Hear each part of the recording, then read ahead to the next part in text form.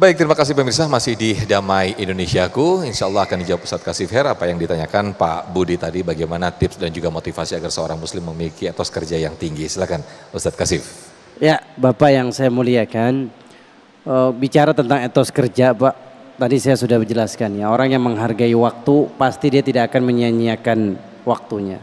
Jadi inti daripada etos kerja yang selama ini tidak ada, ya kebanyakan bangsa kita, saya melihat karena kurang menghargai waktu. Makanya ketika surat Al-Asr ini hadir di Quran, itu Imam Syafi'i menanggapi. Apa kata Imam Syafi'i ketika Allah berfirman, wal asri innal insana lafi khusrin illa alladzina amanu wa amilus salihati wa tawasaw bil haqqi wa tawasaw bis sabr. Manusia itu rugi.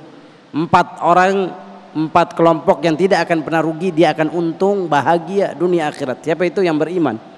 Orang yang gak beriman gak mungkin sukses. Beramal soleh, kerja.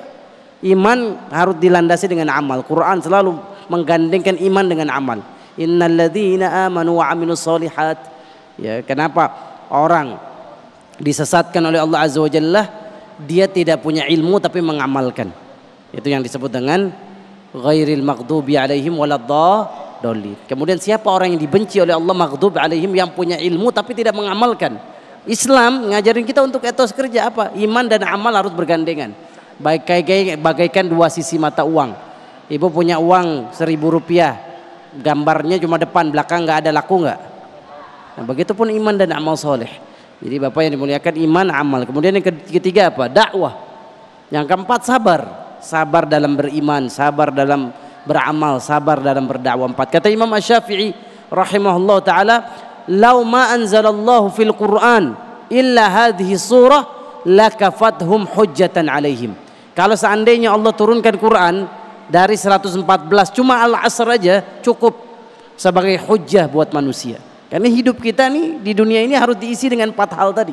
Apa tadi? Iman, amal soleh,